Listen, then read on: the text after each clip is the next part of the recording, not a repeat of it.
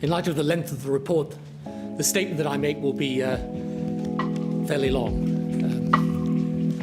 But after the statement is ended, then I'm happy to stay and take questions for as long as you want to ask them.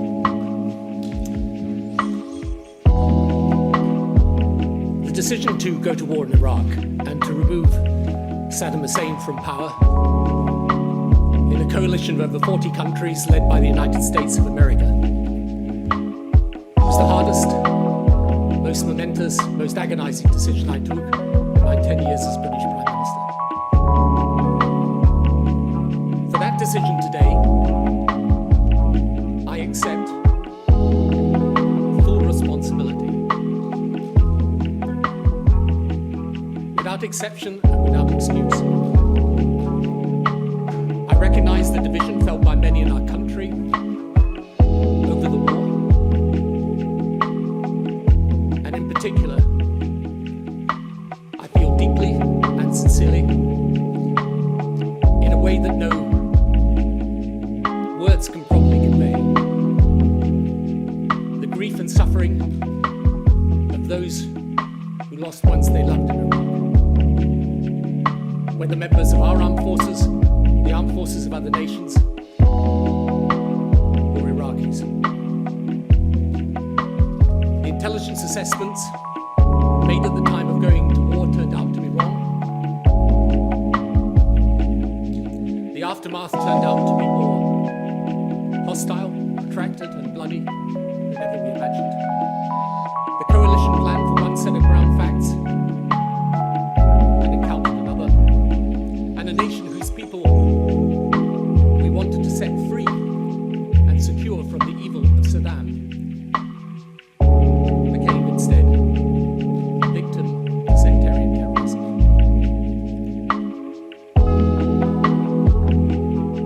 For all of this, I express more sorrow, regret, and apology than you may ever know or can believe. Only two things I cannot say. It's claimed by some that by removing Saddam we caused the terrorism today in the Middle East and that it would have been better to have left him in power. I profoundly disagree. Saddam was himself a wellspring of terror, a continuing threat to peace and to his own people.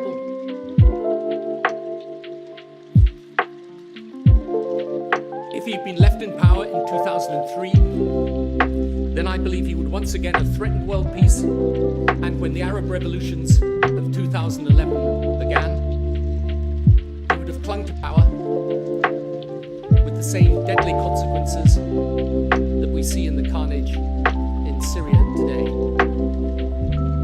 Whereas at least in Iraq, for all its challenges, we have today a government that is elected, is recognized as internationally legitimate, and is fighting terrorism with the support of the international community. The world was and is, in my judgment, a better place without Saddam Hussein. Secondly, I will never agree that those who died or were injured made their sacrifice in vain. They fought in the defining global security struggle of the 21st century against the terrorism and violence which the world over destroys lives, divides communities, and their sacrifice should always be remembered with thanksgiving and with honor when that struggle is eventually won, as it will be. I know some of the families cannot and do not accept this is so. I know there are those who can never forget or forgive me for having taken this decision, and who think that I took it dishonestly. As the report makes clear, there were no lies. Parliament and Cabinet were not misled. There was no secret commitment to war. Intelligence was not falsified, and the decision was made in good faith. However, I accept that the report makes serious criticisms of the way decisions were taken. And again, I accept full responsibility for these points of criticism, even where I do not fully agree with them. I do not think it is fair or accurate to criticize the armed forces, the intelligence services, or the civil service. It was my decision they were acting. The armed forces in particular did an extraordinary job throughout our engagement in Iraq in the incredibly difficult mission we gave them. I pay tribute to them. Any faults derived from my decisions should not attach to them. They are people of enormous dedication and courage. The country should be very proud of them. Today is therefore the right moment to go back, however, and look at the history of that time, so that those, even if they passionately disagree, will at least understand why I did what I did, and learn lessons so that we do better in the future. First, why was Saddam a threat? My premiership changed completely on the 11th of September 2001. 9/11 was the worst terrorist atrocity in history. Over 3,000 people died that day in America, including many British people, making it the worst ever loss of life of our own country's citizens from any single terror. In fact, 9/11 was not, of course, the first attack. Prior to then, 23 countries had suffered terrorist attacks of this nature. In 2002, 20 different nations lost people to terrorism. For over 20 years as well, the regime of Saddam had become a notorious source of conflict and bloodshed in the Middle East. He had attempted a nuclear weapons program, only halted by a preventive strike by the Israeli military in 1981. He used chemical weapons in the war he began with Iran, a war which lasted 7 years with around 1 million casualties. Out of the Iranian experience came Iran's own nuclear weapons program. He invaded Kuwait in 1990. He used chemical weapons extensively against his own people. For example, in the massacre of Halabja, where thousands died in a single day. The international community made frequent attempts to bring him into compliance with UN resolutions, calling for him to give up his programs. As of March 2003, he was in breach of no fewer than 17 such UN resolutions. In 1998, following the ejection of UN weapons inspectors from Iraq, President Clinton and I authorized military strikes on his facilities. And from that point, regime change in Iraq became the official policy of the US administration. In a country where a majority of Iraqis are Shia Muslims and 20% of the population Kurds, he ruled with an unparalleled brutality, with the government drawn almost exclusively from the Sunni 20% minority, though many of his victims were also Sunni. Saddam was not the only developer of weapons of mass destruction. Libya had a program. North Korea was trying to obtain nuclear technology. The network of the Pakistani scientist A.Q. Khan was an active proliferator of such technology, and Iran's program had begun. But only one regime had actually used such weapons, that of Saddam. Intelligence still valid indicated Al-Qaeda wanting to acquire such material, and 9/11 showed that they were prepared to cause mass casualties. So it's important, now that we're here 15 years after 9/11, to recall the atmosphere at that time. America had never suffered such an attack on its own soil before. Its population were devastated. They regarded themselves at war. The Taliban, who had given sanctuary to Al-Qaeda, had been removed from power in Afghanistan in November 2001. But the 2002 Bali bombings, in which over 200 victims, mainly Australians, lost their lives, showed the continuing threat.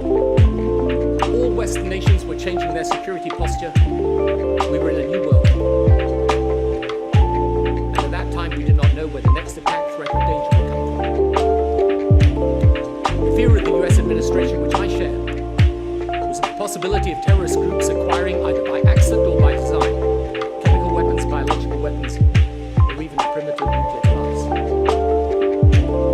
The report accepts that after 9/11, the calculus of risk changed fundamentally.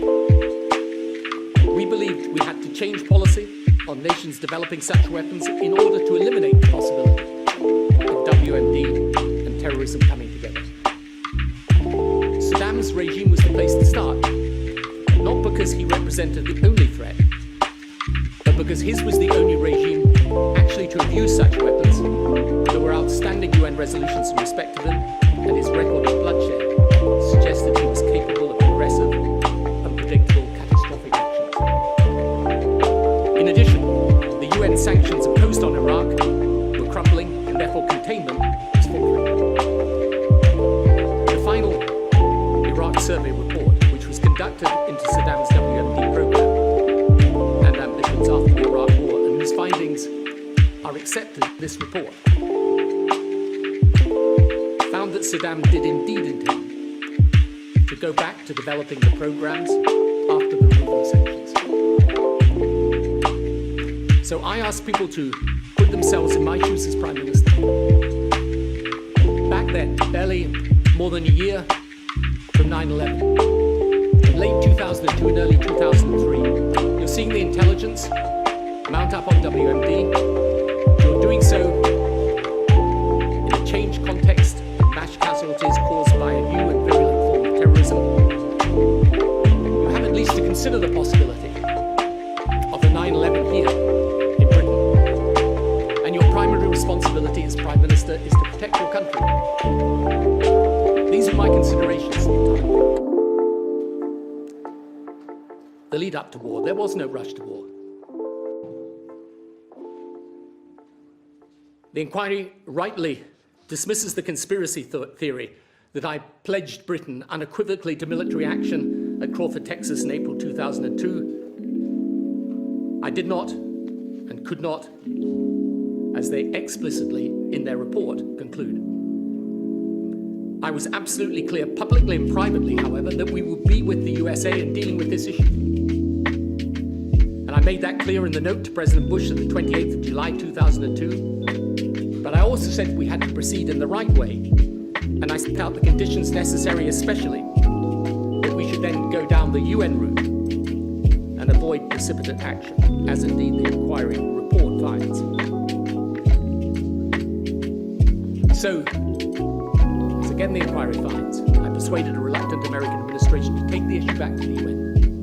This resulted in the November 2002 UN Resolution 1441, giving Saddam, I quote, a final opportunity to come into, I quote, full and immediate compliance with UN resolutions and to cooperate fully with UN inspectors.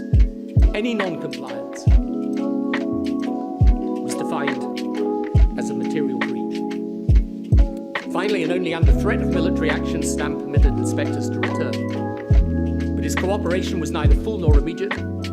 See the report of the inspectors to the UN in January 2003 and that of 7th of March 2003, again referred to in the body of the report. However, by then, there was substantial disagreement in the UN Security Council. America wanted action, President Putin and the leadership of France did not. In a final attempt to bridge the division, I agreed with the inspectors a set of 6 tests based on Saddam's non-compliance, with which he had to comply immediately, which included things like interviews with those responsible for his program, and which up to then had been refused, except in country where obviously these people would be subject to intimidation. So these 6 tests were drawn up in a resolution accompanied by an ultimatum. The non-compliance would result in military action. So again, I had secured American agreement to a new resolution, setting tests, which, if he had passed, would have avoided military action. But the United States understandably insisted that in the event of continued failure, the UN had to be clear that action would follow. And this was the approach rejected by Saddam. The Americans and the UK and other partners from over 40 nations had assembled a force in the Gulf ready for military action. President Bush made it clear he was going to act. British government, under my leadership, chose to be part of that action, a decision endorsed by Parliament. The leaders of the opposition being given access to exactly the same intelligence and advice presented to me. Now, the inquiry finds that as at the 18th of March, war was not, and I quote, the last resort. But given the impasse at the UN and the insistence of the United States for reasons I completely understood, and with hundreds of thousands of troops in theatre which could not be kept there indefinitely, it was the last moment of decision for us, as the report indeed accepts. By then, the US was going to war, and to move with us or without us. Now, the inquiry finds that going to war without a majority of the UN Security Council agreement undermined the authority of the UN. The reality is that we, Britain, had continually tried to act with the authority of the UN. I successfully convinced the Americans to go back to the UN in November 2002, as I said, and after the initial conflict, it was again Britain which put UN authority back in place for the aftermath, so that from June 2003, British troops were in Iraq with full UN authority. However, as at the 18th of March, there was gridlock at the UN. In Resolution 1441, it had been agreed to give Saddam one final opportunity to comply. It was accepted he had not done so. In that case, according to 1441, action should have followed. It didn't, because by then, politically, there was an impasse. I say the undermining of the UN was in fact the refusal to follow through on 1441. And with the subsequent statement from President Putin and the President of France that they would veto any new resolution authorizing action in the event of non-compliance, it was clearly not possible to get a majority of the UN to agree a new resolution. As the then President of Chile explained, there was no point since any decision by a majority would be vetoed. So, on the 18th of March, and this is the vital thing to understand, given especially what Sir John said this morning, we had come to the point of binary decision. Right to remove Saddam or not, with America or not. The report itself says this was a stark choice. And it was. Now, the inquiry claims that military action was not a last resort, though it also says it might be necessary later. With respect, I didn't have the option of that delay. I had to decide. I thought of Saddam, his record, the character of his regime. I thought of our alliance with America, and it's important to us in the post-9/11 world, and I weighed it carefully. I took this decision with the heaviest of hearts. I had already, as the inquiry finds, consulted our armed forces and received their commitment to be part of it and their view that we should be part of it. If you read my private notes to President Bush from March 2002 onwards, you will see my caution, my recognition this was not like Kosovo or Afghanistan, and my desire to do this if at all peacefully. But as of the 17th of March 2003, there was no middle way. No further time for deliberation, no room for more negotiation. The decision had to be taken, and it was mine to take as Prime Minister. I took it. I accept full responsibility for it. I stand by it. I only ask with humility that the British people accept that I took this decision because I believed it was the right thing to do based on the information that I had and the threats I perceived.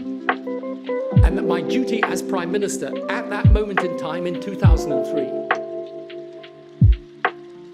was to do what I thought was right, however imperfect the situation or indeed the process.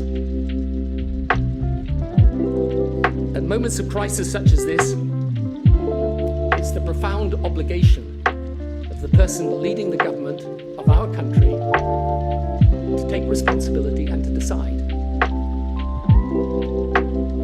to hide behind politics, expediency, or even emotion, but to recognize that it is a privilege above all others to lead this nation.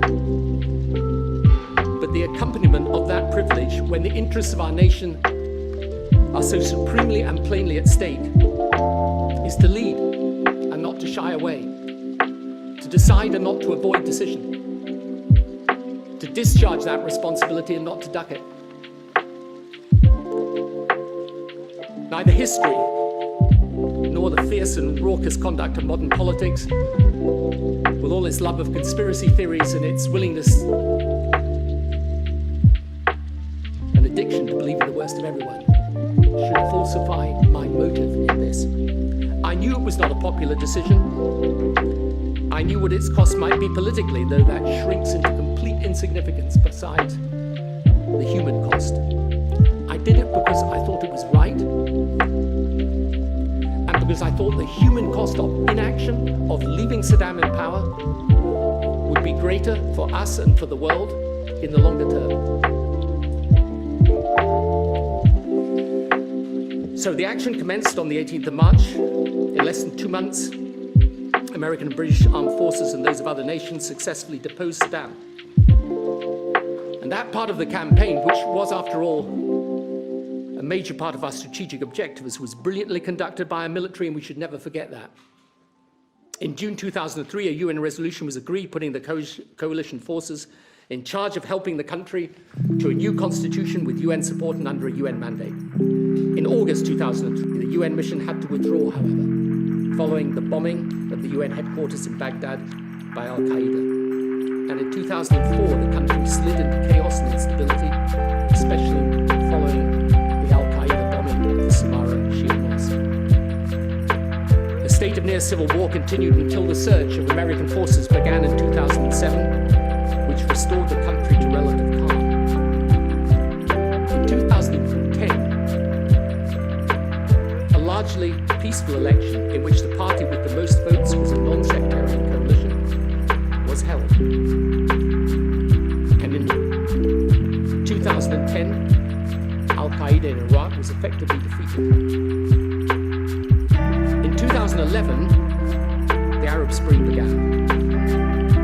The remnant of AQ Iraq left for Syria, built its base in Raqqa, and then came back over the border into Iraq, renamed as ISIS, and helped by the sectarian nature of the Maliki government, exploited the situation in Iraq and created what we see today. We should never forget that as a result of the removal of Saddam in 2003, Libya agreed to yield up its nuclear and chemical weapons program. This led to the complete destruction of a program under international inspection, which turned out to be much more advanced than we knew, which, had it remained in the hands of Gaddafi, would have itself posed a serious threat. The AQ car network was shut down. Come to our alliance with America. Whilst the inquiry accepted that it was my prerogative as Prime Minister to decide to deal with the United States in military action, the inquiry questions whether this was really necessary and the importance I attach to the alliance. 9/11 was an event like no other in US history. I considered it an attack on all the free world. I believed that Britain, as America's strongest ally, should be with them in tackling this new and unprecedented security challenge. I believed it important that America was not alone, but part of a wider coalition. In the end, even a majority of European Union nations supported action in Iraq. I do not believe that we would have had that coalition, or indeed persuaded the Bush administration to go down the UN path, without our commitment to be alongside them in this fight. Throughout my time as Prime Minister, first with the Clinton administration and then with the Bush one, Britain was recognized as the United States' foremost ally. It served us well in Kosovo, and allowed us to protect more innocent people than we could have alone. We were America's core partner in the post-9/11 world, and I believe that was right. I believe there are two essential pillars to British foreign policy: our alliance with the United States and our partnership in Europe, and we should keep both strong. as a vital national interest. People can disagree with that, but that was my judgment as Prime Minister.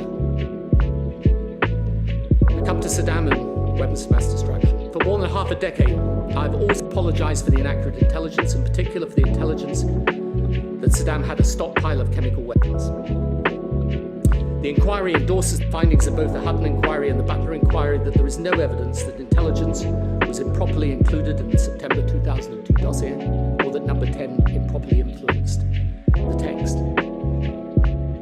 But though it makes no finding of impropriety, it finds that the intelligence had not established beyond doubt that Saddam possessed WMD. I only ask that people read the reports given to me, first in March 2002 and then in September 2002, and on many other occasions, for example, in the note written by my senior advisor days before military action. In hindsight, we may know that some of this information was not correct, but I had to act on the information I had at the time.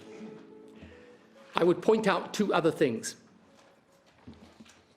First, that virtually every intelligence agency had reached the same conclusion, and for very good reasons. Saddam's previous use of weapons, his complete disregard for the mass destruction of human life, and the eviction of UN inspectors in 1998. Secondly, it is essential to consider the findings of the Iraq Survey Group, conducted by a leading UN weapons inspector with 1,400 people in his team. This was done after the war, in 2004, on the basis of interviews including with Saddam himself and his leading officials. The very interviews denied the inspectors in 2003. It's right to read that report, because it is authoritative.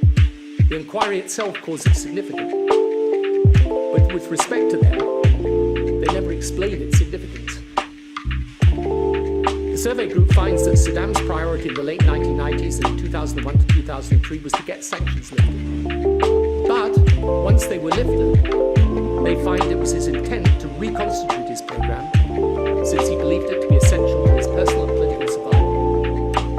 Above all, this survey group report finds that he intended to go back to a nuclear program, fearing the Iranian development of nuclear weapons, and that he kept his teams in capability to develop those and chemical weapons once sanctions were removed. Now, of course, we can never know whether he would have done this. But I ask, if you knew that for a fact this dictator had used chemical weapons on his own people and those of other nations, for a fact he had lied about having them so he could continue to produce and use them, and for a fact that he had killed thousands of his own people and those in other countries with no respect whatever for human life or norms of civilized behavior, would you have wanted to take that risk of leaving him in place, or would you want to eliminate him? Saddam, in my view, was going to pose a threat for as long as he was in power. Now, the planning and the aftermath. The inquiry makes several criticisms of the planning process for the aftermath of the invasion. I accept that, especially in hindsight, we should have approached the situation differently. These criticisms are significant.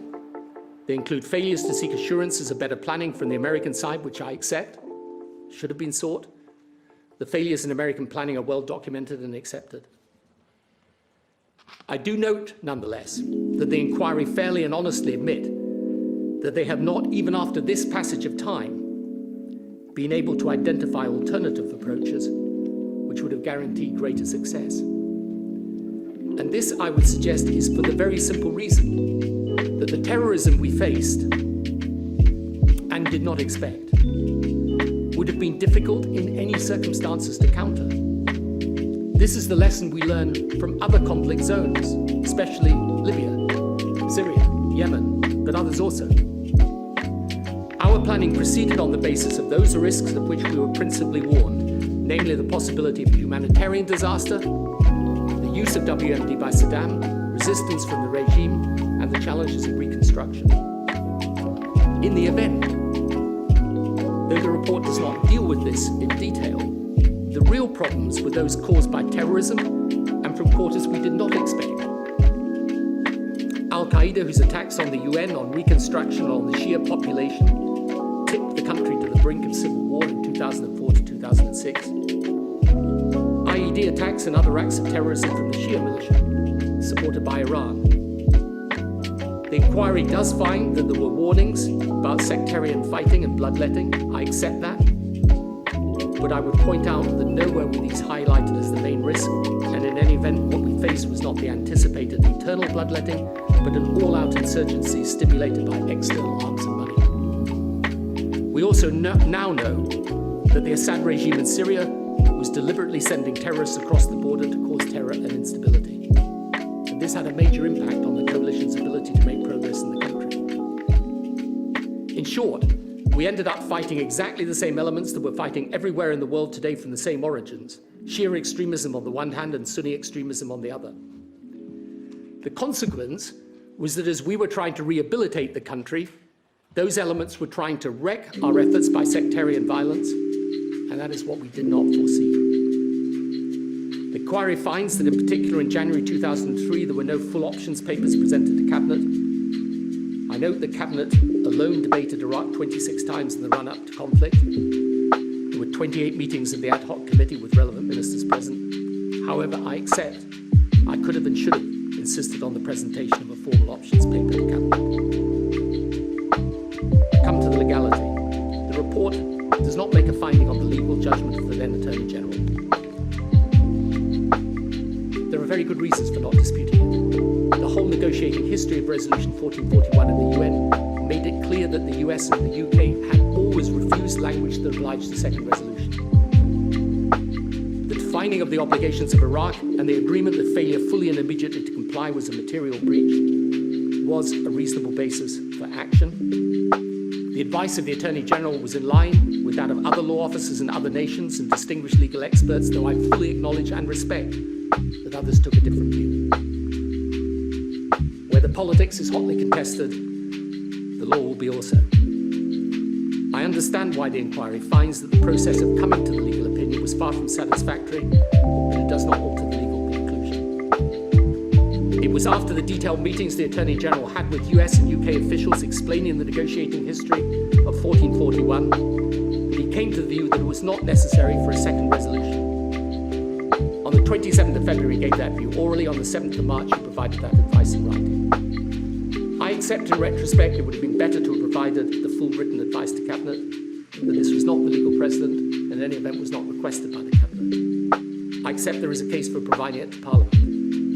But none of these matters of process alter the fact that his advice in the end was clear and is not challenged by the inquiry. The inquiry at one point says there was no indication of why I gave my view to the Attorney General that Saddam, as at the 13th of March 2003, was a material breach of 1441. As the Attorney General has explained, my view was not legally necessary since 1441 had determined what constituted a breach. But nonetheless, he sought my confirmation of what I thought. Saddam was accepted by everyone, including the inspectors, not to be fully complying. He had a long history of deception. The whole basis of my 6 tests was to address the failure to comply. Indeed, intelligence that is still considered valid shows Saddam at the time in breach of UN resolutions instructing his officials to remove any evidence of WMD or programs for its development. The issue was rather whether, despite the breach, he should be given more time. I accept, of course, it is better politically if the Security Council makes such a determination. But by then, given the position in the Security Council or fundamental disagreement, it was clear there would be no agreement, irrespective of the circumstances. I come to this important point: is the world safer or less safe as a result of the removal of Saddam in 2003? The report never deals with this issue in specific terms.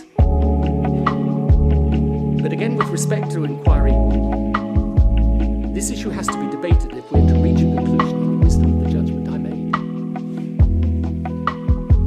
I ask that fair-minded people at least consider the following. If we had withdrawn the threat of action in 2003 and pulled back our forces, we would have found it almost impossible to reassemble those forces in that number.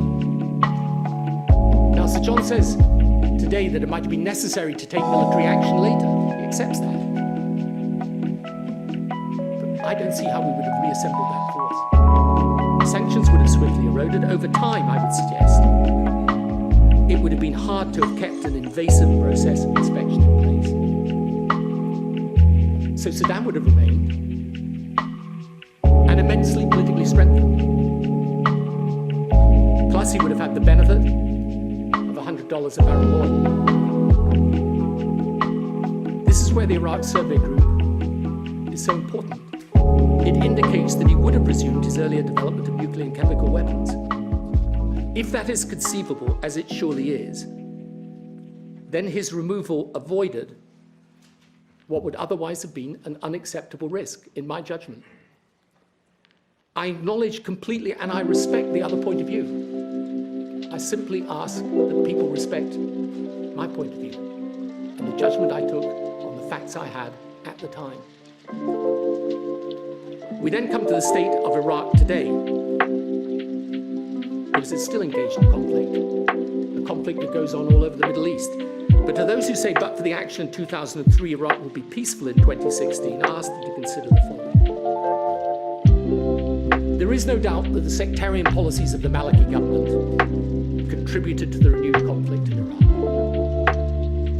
But the decisive event of the last 5 years in the Middle East is the Arab Spring, which began in 2011. Starting in Tunisia, regimes across North Africa and the Middle East were toppled or put under sustained attack.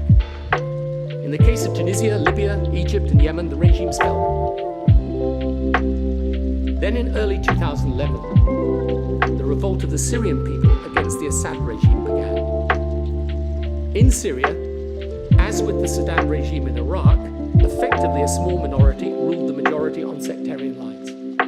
Except, in this case, in the case of Syria with the Sunni in the majority. Between 2003 and 2011, by the way, all of those regimes had remained in power. Not one of them had changed.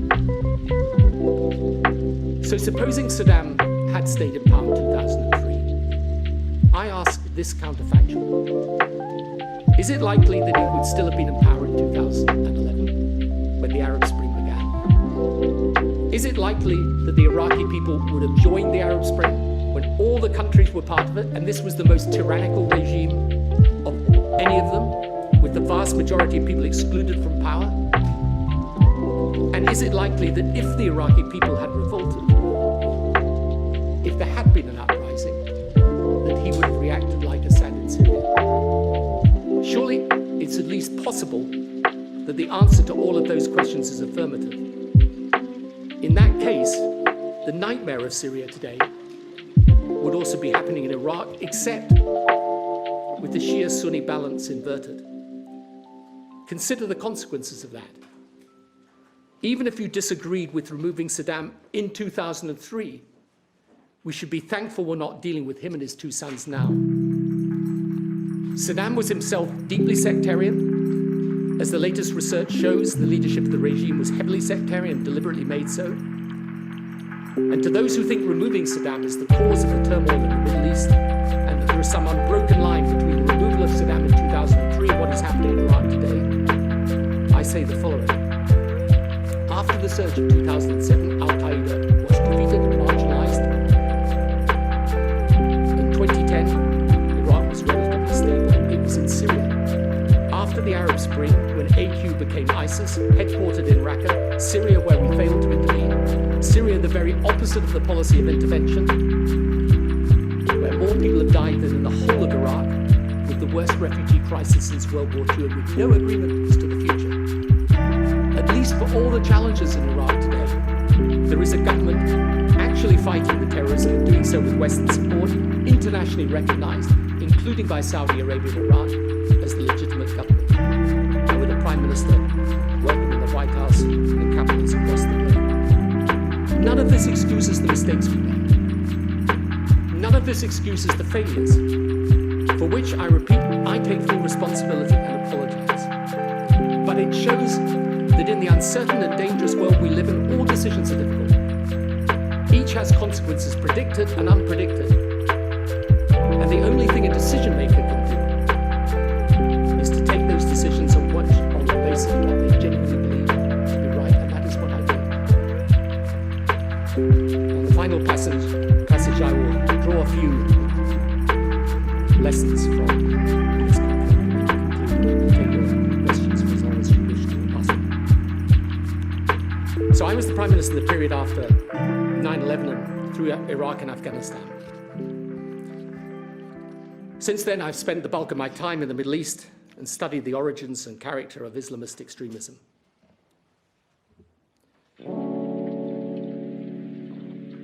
What is clear is that this extremism is a global problem not confined to the well-known theaters of the Middle East or Pakistan or Afghanistan. It's across Africa, including Nigeria, Chad, Niger, Mali, Somalia, Asia, including the Philippines, Thailand, and Bangladesh. It's in Central Asia. And of course, we have terrorist attacks here in Europe and in the United States. I've watched today's decision makers wrestle in Libya and Syria with the same types of dilemma I did. At a later time, I'll publish more detailed proposals about lessons from Iraq and other areas of conflict, but I'll summarize them briefly here. The first is that the danger of revolution or regime change in any country where Islamism is likely to be a major factor is that once the dictatorship is removed, no matter how abhorrent, elements of extremism will move into the vacuum to cause chaos and instability. So unlike Kosovo, or indeed even Germany after World War II, the challenge becomes not one of reconstruction, but of security. Therefore, if possible, evolution or an agreed process of change is better than the overthrow of the existing order without agreement. That is why when the Arab Spring began, it would have been better to have tried to agree processes of transition in Libya and Syria so as to control the aftermath and make change without destroying stability. It would be sensible now as a precaution to invest in nation building in those parts of the world where we're plainly over time at risk of failed states collapsing and leading to further centers of extremism. Certain states in Africa are a clear example. Some parts of development aid should be devoted to this.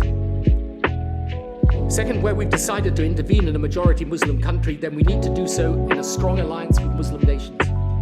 Otherwise, we risk being accused, however unfairly, of intervening in those countries because they are Muslim, and not because they represent a security or humanitarian threat.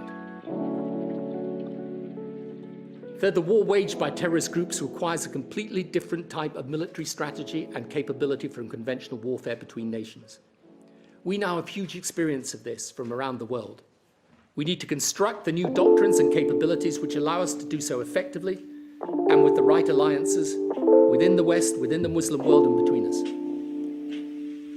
For us in the West, the pain of taking casualties in a fight that is often politically controversial and which does not involve defense of our own territory is now so great that we risk a situation where political leaders are reluctant to commit, especially ground forces, to combat.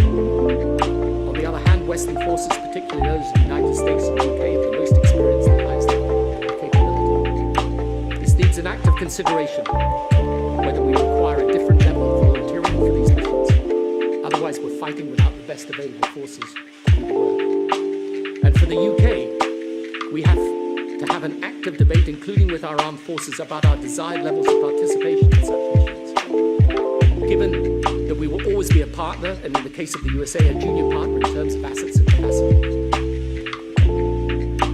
Fourth, we can all agree in principle the UN is the right body to decide issues of international policy, including the justification for the use of force. But the reality is the UN is gridlocked effectively, with Russia and the USA regularly on different sides of the situations. How can the UN be reformed? How can a clearer set of rules be agreed with a greater measure of objectivity?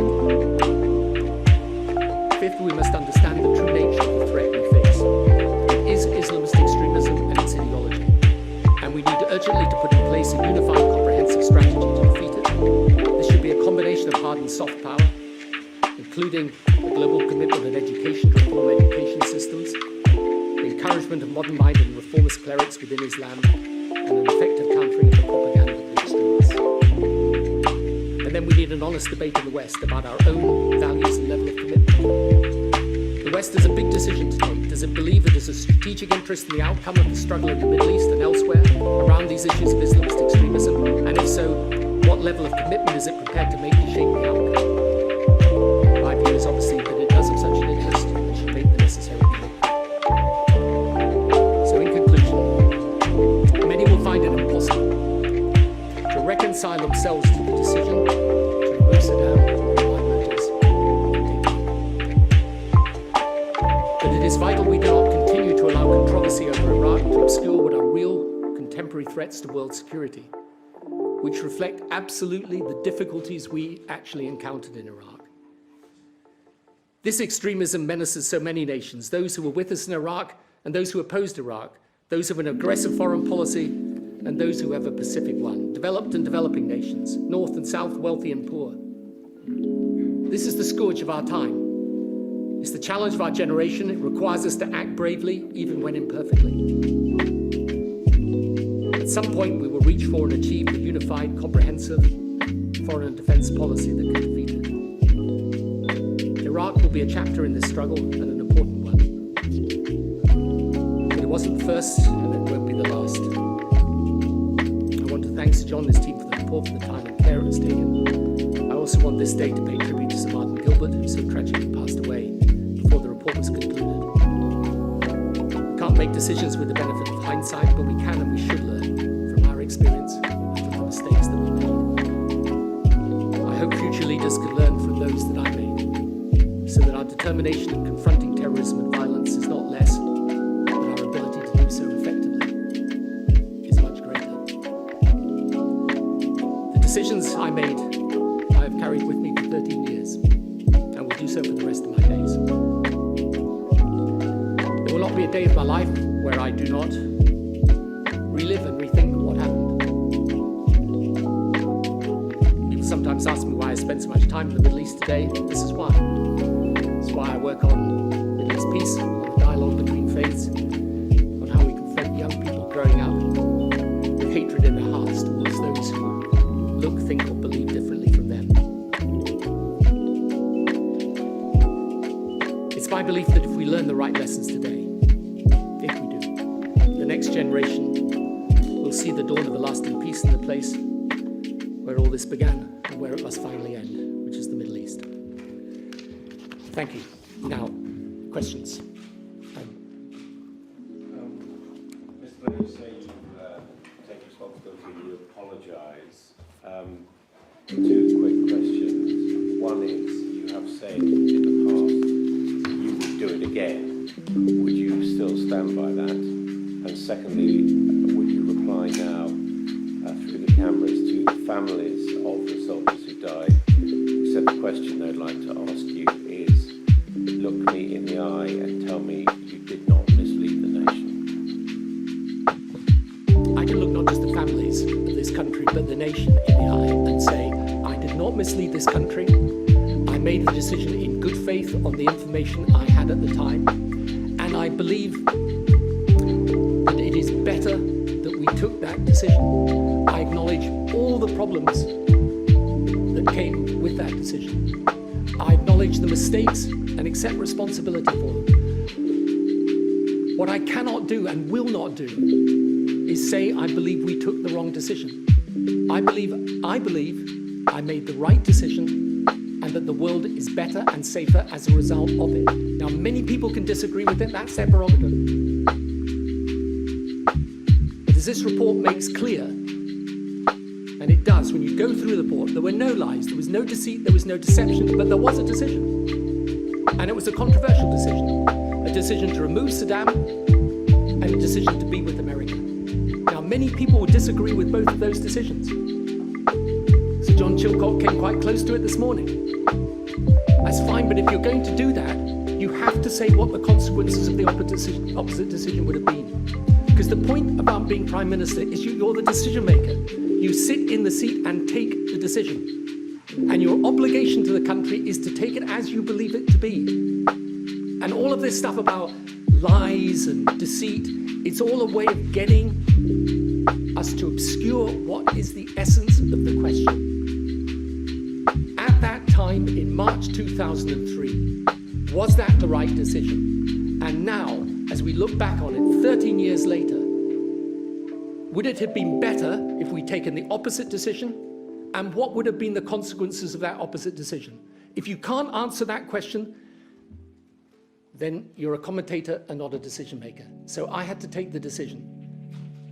And sometimes when people talk about this and talk about me in this regard, as if I don't care about the loss of life or the grief and suffering of the families, not just the families of our armed forces, but the families of all those who have died in Iraq since 2003. But I had to decide, are more people going to suffer? Are more people going to die if we leave this brutal dictator in place who already killed so many people? So that's the decision. Blair, you said, you wrote to George Bush in July 2002, 9 months before the war, I am with you, whatever.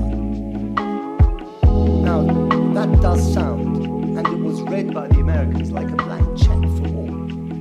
First of all, it wasn't. Did you do enough to disabuse them of their reading that that was a blank check? First of all, by the way, as the correspondence not least between Colonel Powell and Jack Storr makes clear, they didn't read it that way. Neither could they have, because in July 2002, the whole purpose of my intervention with the president was to get him to go down the UN route. So after July 2002 comes November's UN resolution. Has Saddam complied with the UN resolution? That would have been the end of the matter. He didn't. But it was absolutely clear, and by the way, I think it's clear, I think even the words that continue after that statement in the memorandum, I think there is then a but, and I then explain all the difficulties, why this isn't like Kosovo and Afghanistan, why we proceed with enormous care. And the whole purpose of what I was doing was making it clear I was going to be with the Americans in dealing with this. That was absolutely clear. I said this in evidence of the inquiry, but we needed to go down the UN route.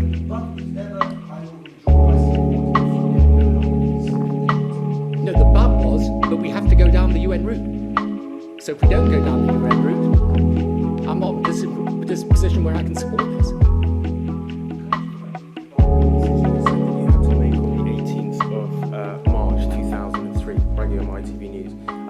You took that decision, but the consequences of taking that decision were that if you had pulled back, the Americans would have gone through anyway.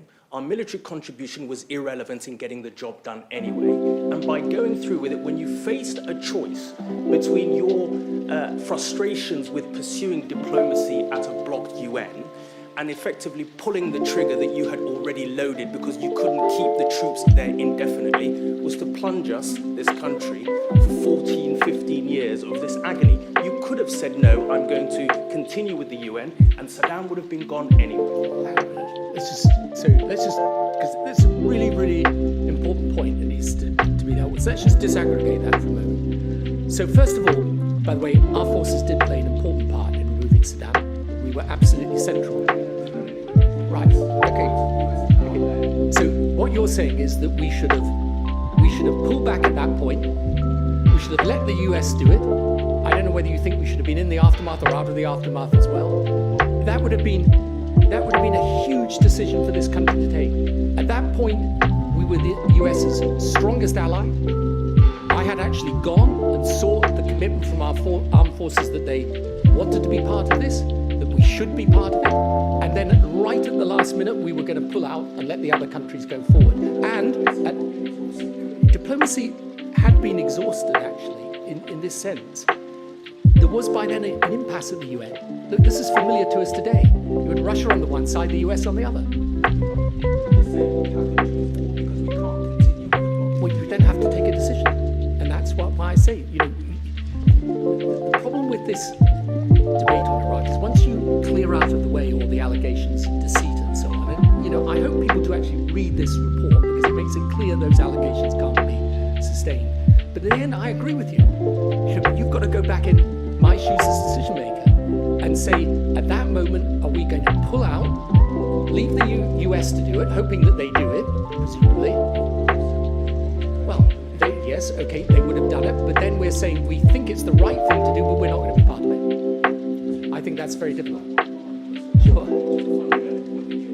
This rejection, as you said, of the fact that the invasion invasion was in nowhere in the aftermath not responsible with the terrorism that has gripped Iraq and the region. As you know very well, Al-Qaeda seeks what it calls ungoverned spaces in which to spread its hatred and violence. The way that the aftermath was unplanned for, or adequately planned for in the aftermath of the invasion, which is what the report lays out, ungoverned space was created in Iraq. The military was disbanded, the security forces, the intelligence services, all of it was eviscerated within months. And into that void came Al-Qaeda. What is happening in Syria today, being led by the very men who were in the American camps? Abu Bakr al-Baghdadi was in Camp Bakr and held there. He grew out of Al-Qaeda. So to say that what is happening in Syria today has no links with Iran is disingenuous. I'm not saying it's got no links, but let's be very clear about this. Okay, you're completely right. Between 2000, particularly when the Civil War began, from 2004 to 2006, then I agree, Al-Qaeda used that, the removal of Saddam, in order to move in and to create sectarian tension. But then came the surge, and the surge largely succeeded. So what shifted after 2010, when, remember, Iraq had an election in 2010, they elected their government then, actually the leading party in that election was one that was essentially secular. After that time, what changed dramatically was Syria. Now, you're right that there are people from Iraq who then went into Syria, but it was in the chaos of Syria, exactly the same point, by the way. In the chaos of Syria, in that ungovernable space, that's where ISIS came into being. They headquartered themselves at Raqqa, and they then went back over the border into Iraq. Now, my point is, we've had a debate about Syria these last years. My point is, I agree, when you leave that space ungovernable, that is where terrorism breeds. But non-intervention can also lead to those spaces being created. Partial intervention can lead to those spaces being created. And the one thing I've got to say about this report, and I say this with respect, but it's the difference between people writing a report and taking decisions. Nowhere in this report do they say what they believe would have happened if we had taken the decision they don't quite advocate it, but they imply. Nowhere did they say that. Now, if people are going to say the decision was wrong, they have at least to consider the points that I'm making, that Saddam might have gone back and reconstituted his program, as the Iraq Survey Group finds, and we might have had the same situation in Iraq today as we have in Syria. And let us be clear, in Syria today, more than double the people that died in Iraq have died in Syria. We have the worst refugee crisis of World War II, and that is where we didn't intervene and remove the dictator. Along the rows, if that's okay then. You've got a fundamental disagreement with Chilcot. I mean, Chilcot says that you went to war when there was no imminent threat from Saddam. He does say that the legal process for authorising the war was unsatisfactory, that there was no proper planning and preparation for the aftermath, that intelligence was flawed, and that our troops were inadequately resourced and therefore put at undue risk.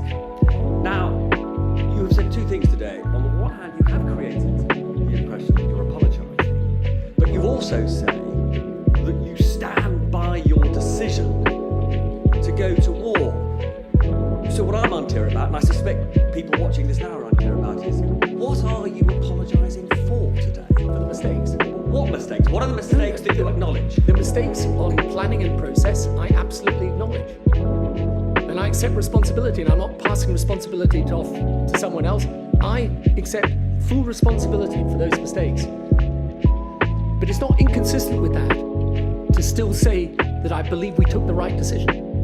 And the difficulty with a report like this is those two things get mixed up together. And by the way, in the first part of this military campaign, I mean, at one point, I think, again in his statement, at least this morning, Sir John says, well, we didn't achieve our objectives. So the first part of this campaign was a brilliant military success, and the British troops, by the way, deserve enormous credit for that. What happened afterwards, we know. But the question is, would we be in a better place today if we'd taken the opposite decision? And that's the point of disagreement. I would take the same decision. If I was back in the same place with the same information, I would take the same decision. Obviously, that's the decision I believe was right. All I'm saying today, because obviously some of the intelligence intelligence has turned out to be wrong, the planning wasn't done properly. I have to accept those criticisms. I accept responsibility for them. But I think people want me to go one step further, and this is my problem. It's a very fundamental problem, and I know it causes a lot of difficulty, even with people who might support me otherwise. They say, no, we want you to apologize for the decision. I can't do that. I can't honestly tell you, and I'm in the Middle East 2-3 times a month, and I tell you the roots of this terrorism go so much deeper than what happened in Iraq. We got caught up in the problem in Iraq. And ultimately, if we're not prepared to take these types of decisions and engage in this way, we will make the world less safe. Which is why I believe in 2013, I think it was, when Parliament had to take the decision on Syria and chemical weapons, we made a fundamental mistake. I mean, I supported the Prime Minister at the time. And Libya shows you, he very fairly today in his statement accepts how these things are difficult. But we're not going to be in a better position if Britain absents itself from these decisions and from its place in the world.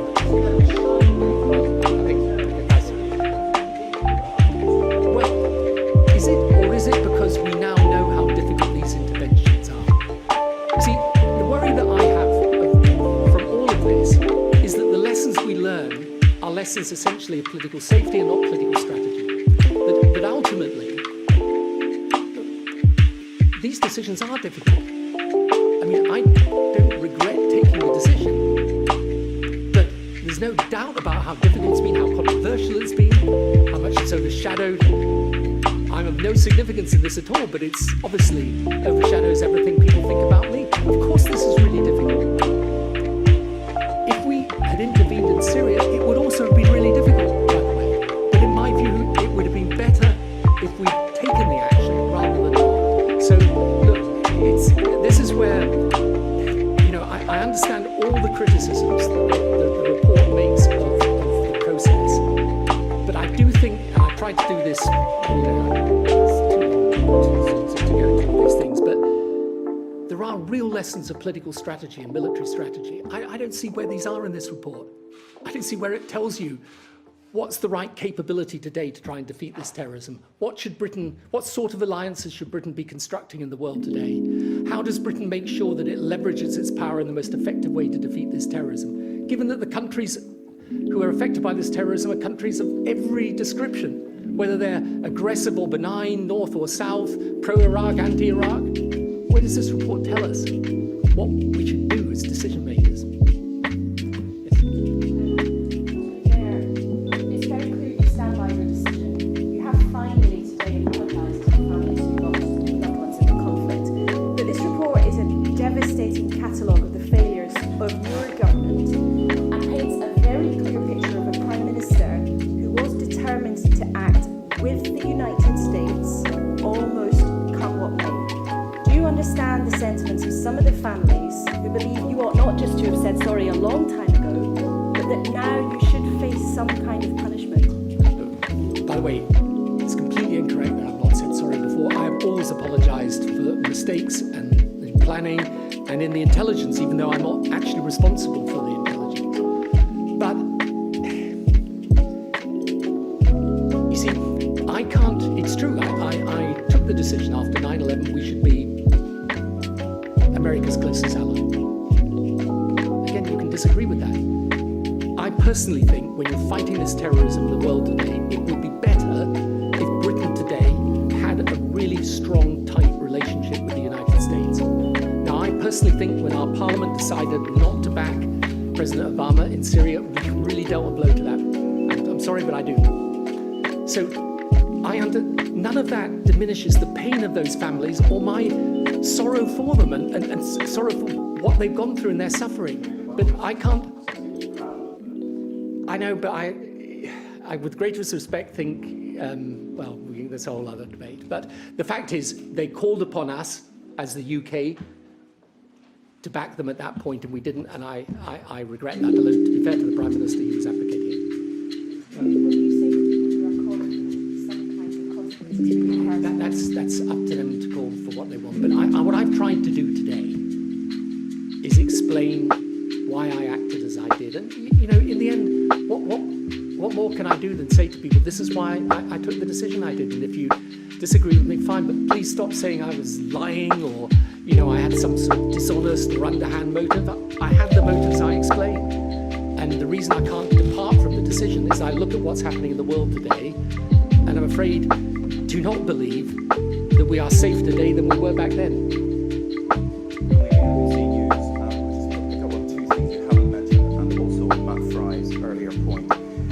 Says basically you undermined the Security Council before the war, and at the end of the war basically ended in humiliation for British forces in Basra.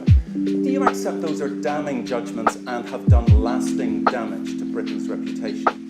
And secondly, on Matt's point on the memo of the 28th of July when you wrote that you would be with President Bush, whatever. Whatever what, Mr. Blair? Whatever the intelligence, whatever the evidence, whatever the UN said, what? No. I was going to be with America dealing with this, whatever the political difficulties, whatever problems there were going to be, I was going to put us alongside America in dealing with this. But it had to be done right, which is why the whole point of the 28th of July interaction was to persuade the Americans. Remember, they were members of the American administration completely opposed to doing this through the UN. The inquiry, I think, does actually say this. I persuaded President Bush to go down the UN route. That was the vital thing we were doing. Now, I want to, first of all, by the way, I don't believe British troops were ever humiliated. I think British troops fought with enormous distinction in the south of Iraq. Yeah, well, I'm afraid I profoundly disagree that the British troops did anything other than a magnificent job in the south of Iraq. And if you go and talk... Making a deal with the very people who were firing on them in order to stop the war. That was the allegation. Again, I think that was done in 2008, but in any event, you know, those decisions are incredibly difficult. Most of the attacks actually in the south were attacks on British troops. That's why it was very different from what was happening in Baghdad. So anyway, there can be a debate about that, but I just want to place on record. I mean, when I was Prime Minister, all I can say is I found our armed forces absolutely magnificent. Every time they had to do something, they did it, and they did it in a brilliant way. And I won't accept any criticism of them, whatever. Now, on the UN Security Council, again, this is a really important point. Because we face exactly the same problem today.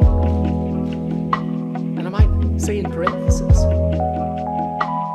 you know, the UN Security Council, you can see in Syria how deadlocked it's been. And I don't notice President Putin going and seeking UN Security Council authority for the things that he has done. But when it's deadlocked like that, you can't say you're undermining its authority when we had gone back to the UN specifically to get a resolution that gave him one last chance to comply. The Americans wanted to do this military action, by the way, much earlier. The reason it was delayed was because we went through this UN process. So I understand, of course, it would have been better politically to have done it with a UN resolution. But by then you had a blockage. You had stalemate. Literally go right. Is that all right? We just go around the... Tom Newton from The Sun. Mr. Blair, you've talked entirely so far about the decisions before the war, almost nothing about the decisions in the aftermath and during the occupation period. Commanders on the ground, Chilcot says, urged you to reconsider the strategy. You yourself told George Bush in the letter in June 2003 that we are not geared up for this. It was quite clear at that stage something was going badly wrong on the ground. Why did you not therefore change that strategy, either pull the troops out or surge and reinforce them like the Americans did? Why did you just allow them to continue, which is what led to so many of their deaths? First of all, I don't believe that did at all. I mean, if you'd withdrawn the troops, I think that would have been very difficult. There was no need to surge the British troops at that point. We, of course, did adjust the strategy enormously, and you rightly say we're in correspondence continually with the Americans. I was saying, particularly after my visit, I think in May or June in 2003 in Iraq, we had to shift strategy. We did. We then put a lot more emphasis on building the Iraqi security capability. We made sure that, for example, the electoral process was put in place so that they could have an election as soon as possible. Remember, Iraq was a country that was governed by 20% governing the other 80%. That's why in the end it was never sustainable, and why had the Arab Spring when the Arab Spring happened, Saddam had been in power, he would have been subject to the same revolt that was going on elsewhere. But it's not correct that we didn't shift strategy. But the inquiry itself says, and we can look out the reference, that they can't actually identify any other strategies that would have worked. And the reason for that is very simple. You get to a certain point with these terrorist groups where it's not the planning, it's the fighting. And that fighting had to be done, and it was done by our troops with enormous courage, and the Americans, and the troops of other nations. Remember, there were 40 nations in this coalition. So John Chilcot said that you were warned that military action would increase the threat from Al-Qaeda to the UK and UK interests, and you were warned that an invasion might lead Iraq's weapons and capabilities falling into the hands of terrorists. You were warned about that before the invasion. Wasn't that precisely the grounds on which you wanted to reduce Saddam? So surely, knowing that, you'd be thinking you're making the situation worse. The warning that they were giving, and it's important that the Chilcot inquiry makes reference to this, was a warning that, because everyone thought that he did have actual stockpiles, that they could fall into the wrong hands. But that can't be a reason for not removing them from power. That's a reason for doing it. As for the threat to the UK, I accept again, if the UK stands up in this fight against extremism and terrorism worldwide, if our forces are engaged in this, these people will try and attack us. They're attacking the French because of what they've done in Libya and Mali. Beyond doubt, they will do that. But my point is, they would try and attack us anyway. They've attacked the countries who were pro-Iraq and the countries that had nothing to do with Iraq. Where did Belgium fit into anything to do with Iraq? So my point is, I understand, yes, it's true, if you stand up and you take this action, these terrorists will try and target you, but frankly, they'll target you anyway. And that can't be a reason for not taking them on and fighting them. David Hughes from the Press Association. Given that Chilcot has found there was no imminent threat from Saddam and that the process of the military build-up had been in place long before, how was it that the troops were so poorly equipped? How was it that for the aftermath they didn't have the correct equipment, there were not enough helicopters, not enough IED-resistant vehicles in place? And do you accept the resources were far too stretched trying to fight in both Iraq and Afghanistan? I don't accept the latter point. And by the way, when we made that additional commitment to Afghanistan, I was very, very clear. I remember the cabinet meeting very well, where I said we must not do this unless we can do both missions. And I think you will find that the report also says there was no occasion where we were asked either for more money, for more equipment, where we said no. And both myself and Gordon Brown at the time made it absolutely clear that whatever was requested should be given. Now, I do have to say,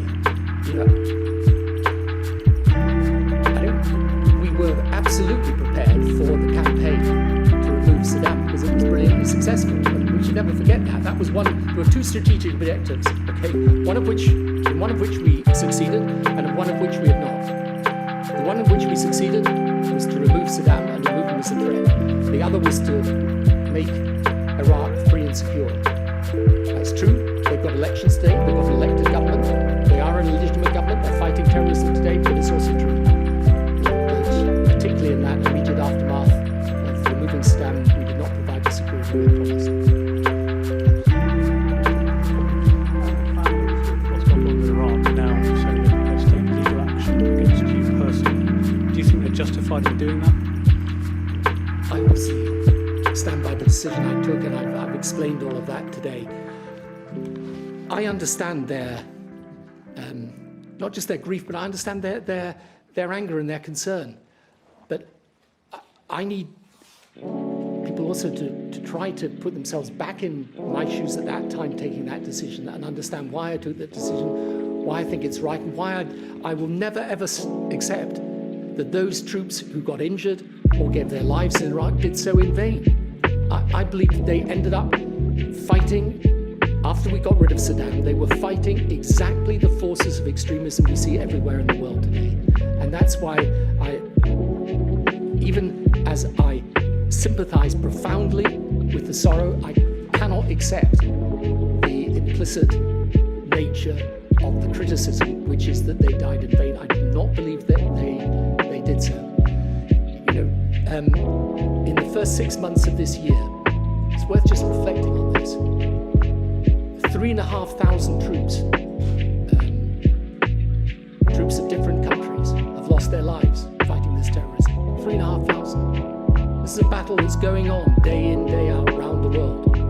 Our troops were involved in that battle, and I will never ever accept that in fighting it they fought for a cause that was worthless or in vain.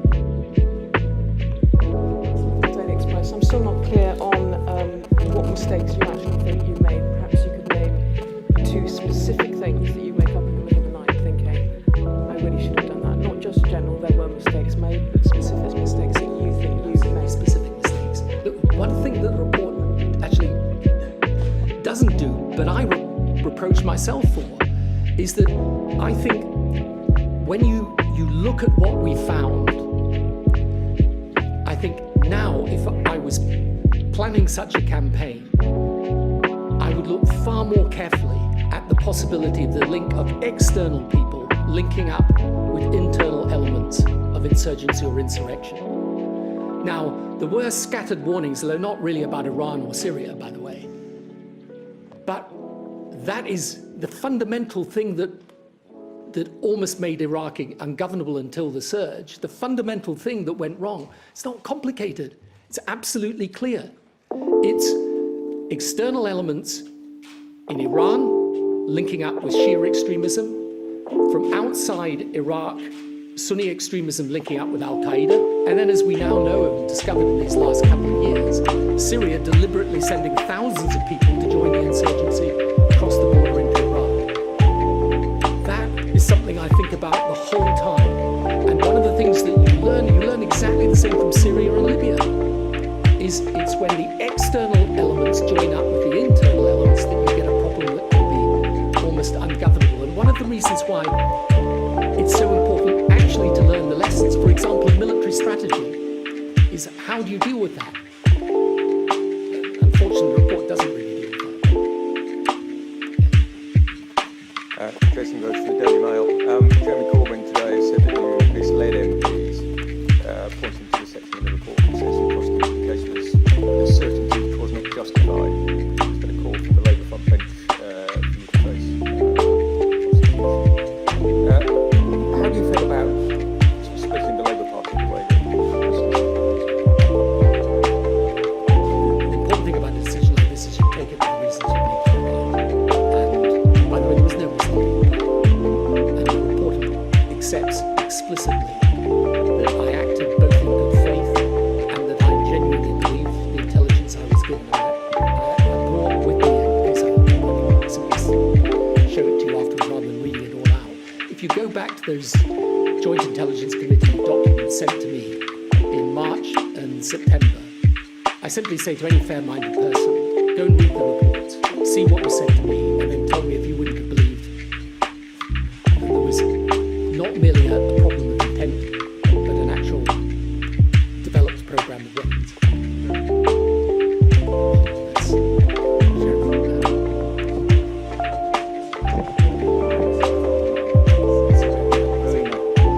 That's Marina Mason from The Guardian. Can you be more specific about the errors that you are apologising for, the errors of planning and processes? Which things happened that you are I mean, I think to the point that I was just making earlier, although it's not actually something the inquiry particularly centres on, it's the analysis of the analysis pre-conflict of the possibility of external elements linking up with internal elements. But there are things that I've accepted during my statement. You know, I think in retrospect, it would have been better to have more formal options papers presented to Cabinet at certain points. I think for sure now you would approach the situation differently in how you interacted with the United States, and I accept that as well. I think there are various process points, for example, disclosing the Attorney General's advice to Cabinet would have been simpler and better to have done that. I don't think any of those things would have altered the nature of the decision, but I'm perfectly happy to accept responsibility for them. But I do think at each point of this, once you've done that, you come back to the decision. Nick Watt, BBC News 9. Can I just ask you, you've expressed sorrow for what happened in the most emotional statement I've heard you make on Iraq, but then you say on the fundamentals you stand by your decision. Can you see why that explains why people don't trust you and why potentially there is this rupture between the political elite and voters, that we have a teary Tony Blair saying, I feel your pain, but fundamentally, I did nothing wrong. And if I may, you say that for us to understand what happened, we need to understand how the calculus of risk changed after 9/11. But you were told then, and we know now, that there was no link between Saddam Hussein and Al-Qaeda, but there were links between Al-Qaeda and some of the Gulf Arab states who you maintained strong diplomatic relations with when you were Prime Minister, and upon whom you've built your business career since then. By the way, I didn't. But anyway, secondly, there is actually no, just think about this for a moment, there is no inconsistency in expressing my sorrow for those that have lost their lives, my regret, and my apology for the mistakes, but still saying I believe the decision was right. There is no inconsistency in that. I understand why that makes people, some people at least, angry with me, because they want me to say what I can't, in all frankness, say, which is that I think we should have taken a different decision, that either we shouldn't have been with the US or we shouldn't have removed Saddam. I can't say that. I don't believe it. So I think in the end, that's, I mean, I'm sorry again if people find that difficult to reconcile. But you know, I spend so much of my time thinking about this issue. I spend so much of my life analysing it. You know, I would be making a concession I didn't believe if I said to you, I think if we'd left him there, it would be better. And I only say, you know, when you look at this report, and this is the problem with a report like this, for example, they say that the Iraq Survey Group findings are significant and they endorse them. That's got to make a difference to your analysis of this situation. If that report is right, sanctions would have gone, we wouldn't have removed him, and he would have been back to doing what he was doing. Surely I'm entitled to say, if you're telling me the decision's wrong, you've got to tell me why either that report's wrong, or if it's not wrong, surely it makes a difference to your analysis of the decision. So, look, I've said that already, but the other thing is on the links between AQ and Saddam. You know, it was never our case. There were elements of the American administration that argued that there was a link between Saddam and Al-Qaeda. That was never my case.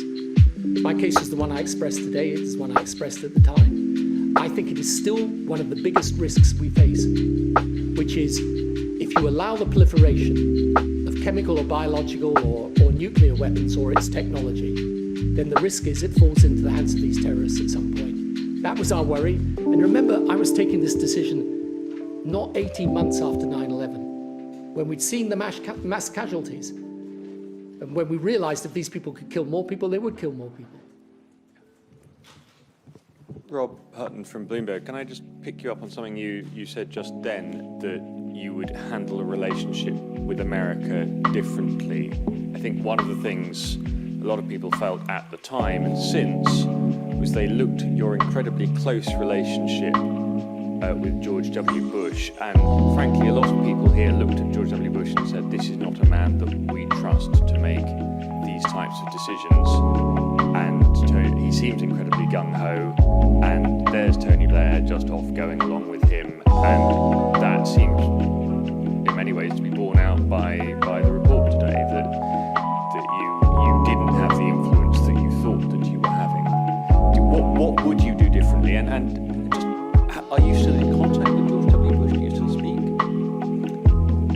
I'm in contact with all the former presidents I work with, but where I was talking about the relationship with the US, I mean very specifically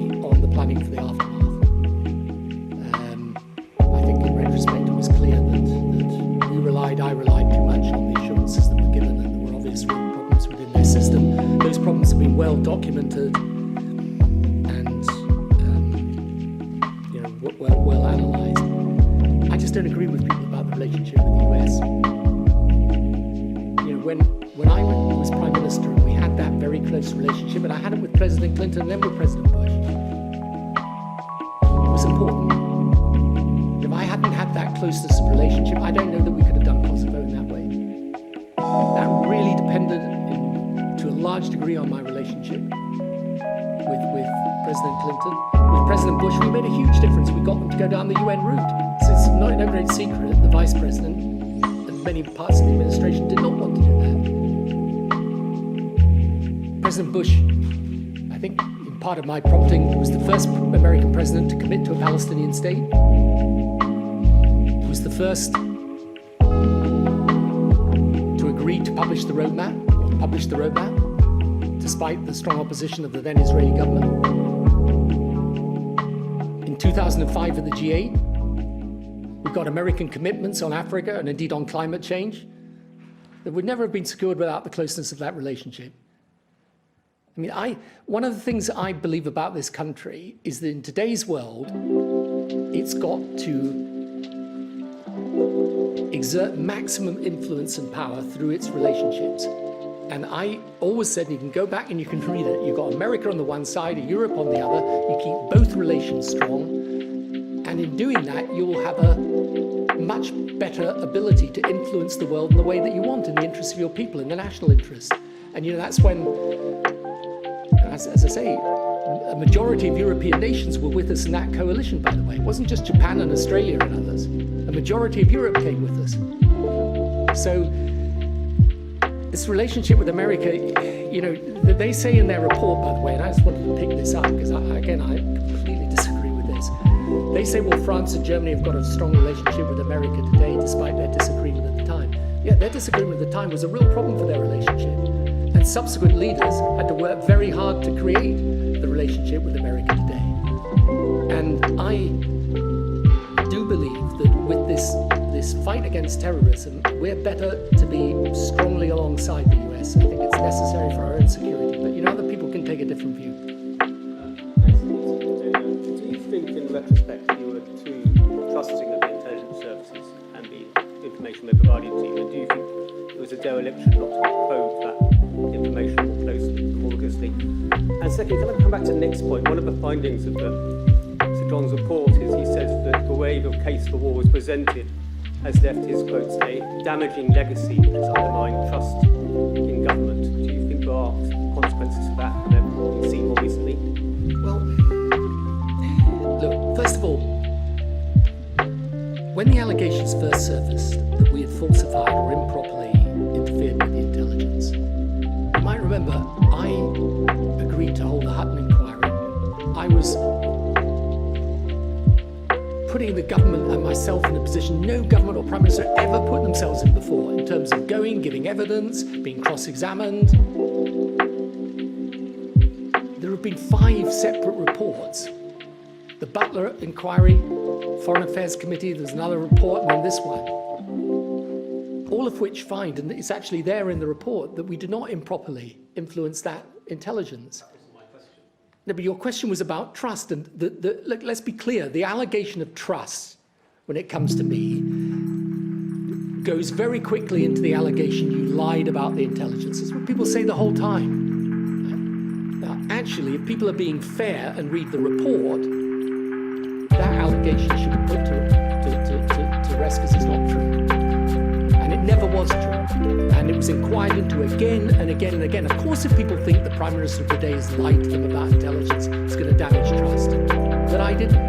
Now, on the intelligence itself, look, one of one of the areas of the report I do agree with are all the recommendations around intelligence, that people better qualified than me to explain why these recommendations are sensible. That is absolutely right, and we can learn the lessons from that. The only thing I say to you is I obviously relied on the information I was given, and I will never criticise our intelligence people because they do a fantastic job for this country.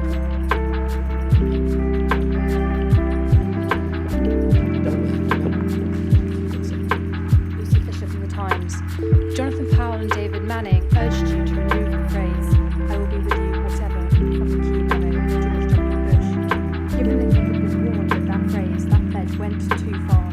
the significance of it? Isn't it disingenuous to use that as a candidate?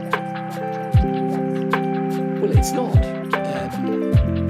It's not a blank check. It wasn't taken as that. Because, by the way, the Americans were absolutely clear what we were saying. And if you read the whole of the memo, it makes it absolutely clear. We were saying we have to go down the UN route, we have to build a broad coalition. But I couldn't be sure. I think I actually said at one point, I couldn't be sure of the support of Parliament or the Cabinet even. And they were more concerned about whether there were earlier words that we used that were taken out. The fact is, yes, of course, everyone was concerned, but I was also concerned to make sure that at that crucial moment in time, when I was right on the cusp of this argument in the center of the American administration, do you take the UN route or not? I needed to make sure they took the UN route, and they did.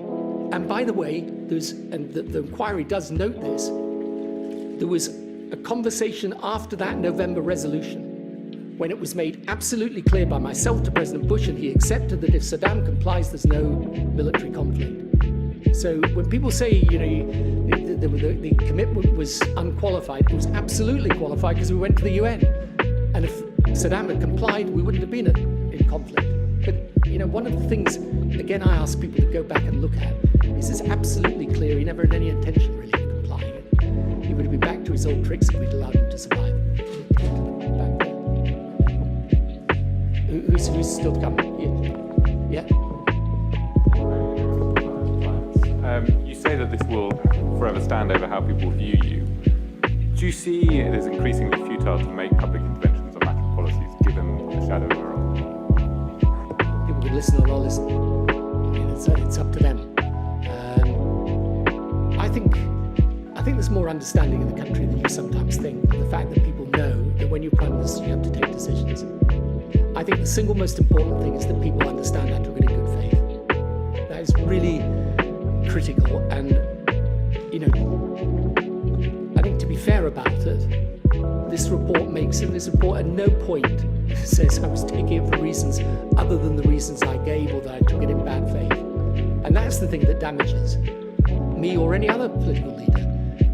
One of the things I sometimes say to people as well is that the time you should trust a politician most is when they're doing what's hardest. When you're doing what's easy, okay, most politicians can do that. But I had to take a decision that was really hard. And, despite what people may think, I thought about that decision really, really deeply then. And I go back over it all the time. All the time I relive it every single day. There's not a single day that goes by that I don't think about it. But I always come back to the nature of it. Right to remove him or not, right to be with the US or not. There's no way, there's no third way in that. I'm afraid you're either there or you're not, and that's what I had to decide. So if people don't want to listen to anything else I say, then that's I can't help that, I'm afraid. Yeah. Back in 2003, you said that history would be the judge of your decision to invade Iraq. And 13 years on, this is history's first proper judgment of the decision to invade Iraq. Why is it that you seem to be rejecting some of the key findings, and how do you think history will judge this decision? Well, history's going to judge Iraq for removing Saddam in 2003. Let's be very clear about this decision. It cut with the grain of what's happening all over the Middle East. This is why I think when people, I hope in the end, and I believe, by the way, that Iraq will stabilize and the Middle East will stabilize.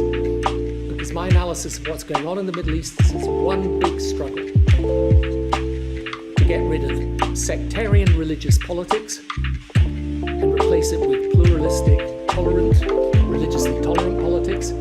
And it's about the desire for rule-based economies and not corrupt economies. Now, I think those are the two things that people are struggling for all over the Middle East. Iraq under Saddam had no chance. Iraq today has a chance. So what history ends up deciding about Iraq is going to depend a lot on what happens in the future. But I just ask people to think about this for a moment. All over the Middle East, these regimes have gone. Now, what you sometimes find in the West in the debate, and again, the report doesn't really deal with any of these things, is people say, you know, it would be better if you kept the dictators in power, because at least then you keep the situation stable. There's two things we should remember about that. One, there was no stability in Iraq if you were Kurdish or you're Shia. You were subject to brutal, brutal repression. And secondly, that stability is not going to hold. That's what the Arab Spring teaches you. And that's why, in a sense, what we did was move ahead of that. But that's not the reason we did it, but that's why when history looks back on this, yes, you can go to all the mistakes in foresight and planning and process and all the rest of it, but when you come back to the basic decision, I believe that history will take a different view. Tom Peck from The Independent. Today you stand by the decision to invade and you say that it was right to maintain the relationship with the US. Had you been dealing with a White House that was not committed to an invasion, would you have sought to persuade them that an invasion was the correct thing to do? Well, that is a very good question, actually. I mean, I think after 9/11, I was definitely in favour of dealing with the potential for chemical, biological or nuclear devices falling into terrorist hands. So I would have definitely been in favour of doing that. And I think any American president at the time would have been in favour of doing that, by the way. I can't say how the path of the negotiation would have been different. I still think, you know, remember the first military action I ever took was with President Clinton in Iraq. And it was after that action that it became the official policy of the American government to change the regime in Iraq. It's one of the tensions in policy making between ourselves and the Americans all the way through. Their policy was regime change. It wasn't our policy. Our policy was the security aspect. So I can't be sure, but the one thing I know, you know, there are a lot of criticisms of President Bush, obviously, but, you know, the world is subject to this terrorism and violence, which is essentially what happened to us in Iraq. It happened to us in Afghanistan. It's happening the world over, and I don't think we've got the right strategy yet to deal with it. And I think what's important is that we learn the lessons, both of the Bush period of policy making, but also of the last 8 years as well. And the consequences of the Arab Spring in Libya and Syria. And so I don't know how it would have turned out if we'd had a different American president.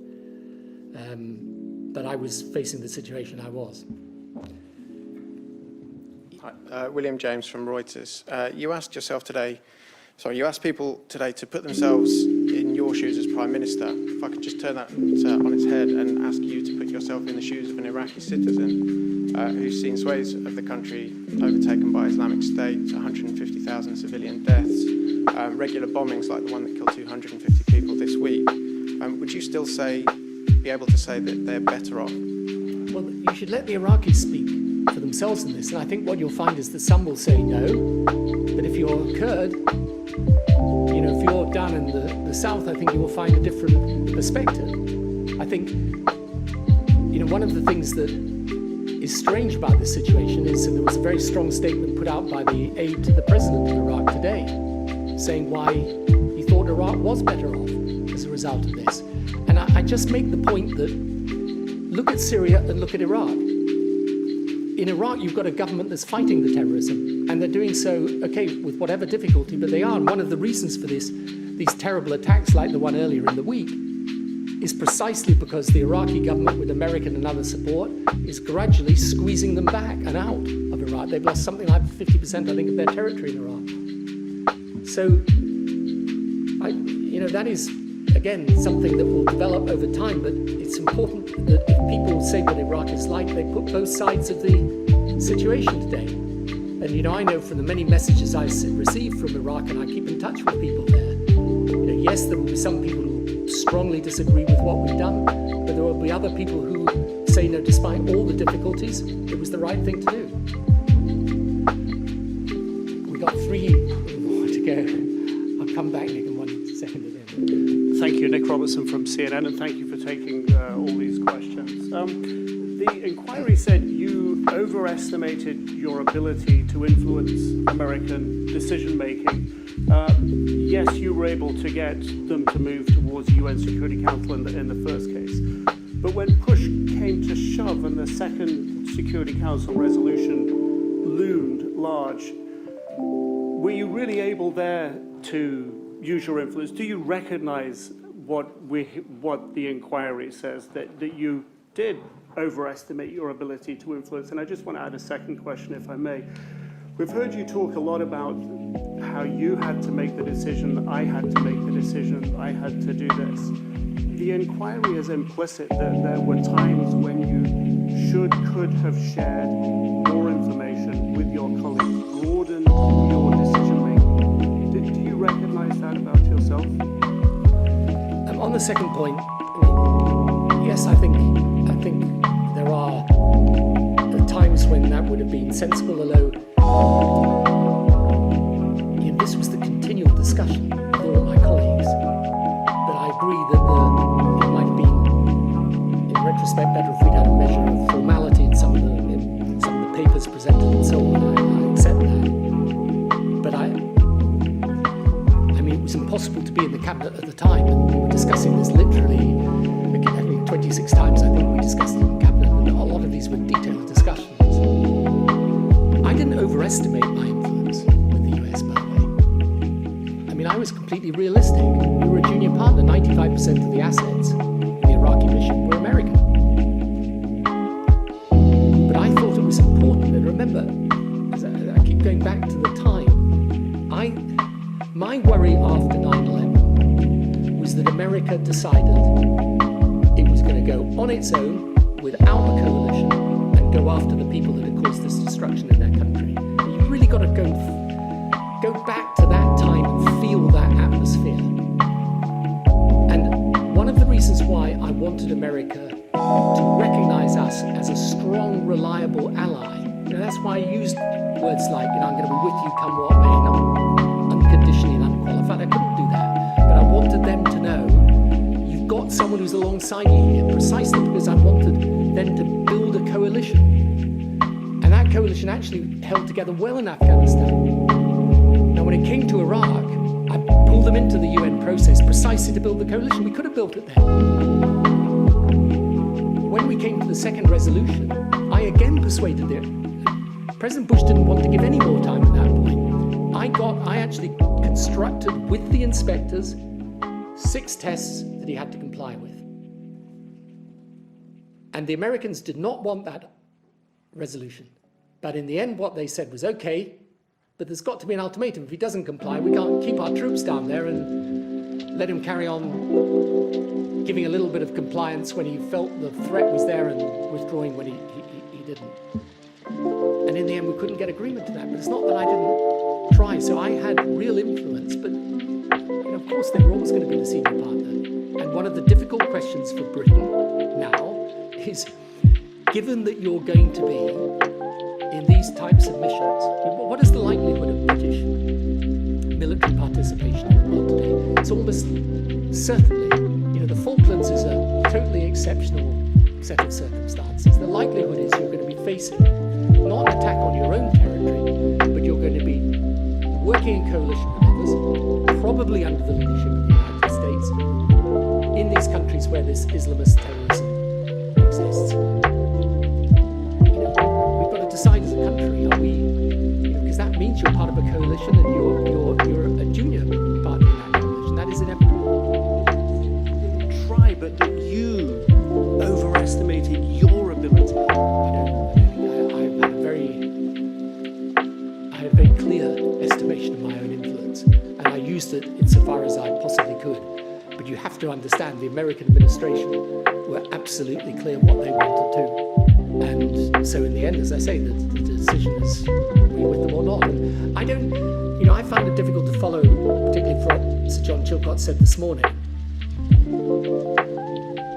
where I thought he struck a somewhat different tone than part of the report. I found it difficult whether he was actually saying, well, you just shouldn't have gone with America, or whether he was saying you shouldn't have gone then. I didn't have the ability to delay at that point. I had to decide. I too, but in the end, if someone's going to take, I do really feel this, and I think I've got the right to say this at least, that if someone's going to say the decision's wrong, they've got to spell out what they say would have happened if I'd taken the opposite decision. And what isn't fair is to say, well, I don't think you should have done that, but I don't take a view on what you should have done. I'm afraid that's not decision making. Enrico Franceschini, La Repubblica, Italy. Mr. Blair, do you feel more anguished or relieved or perhaps worried by this report?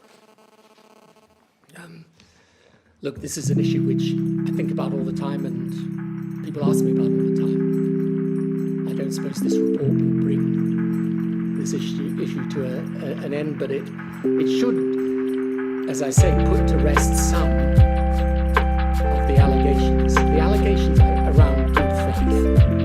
And I think this is important. You know, people can criticize me for the planning, and they can criticize the decision. But if people are being fair and they read this report, they should not from now on criticize good faith.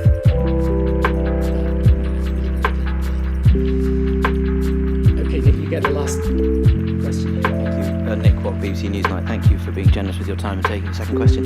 Can I just ask you on this question of trust? One of your big themes today is Britain needs to stand tall in the world's multilateral institutions, punching above its weight. But surely that vision is crumbling before your eyes after the vote in the referendum.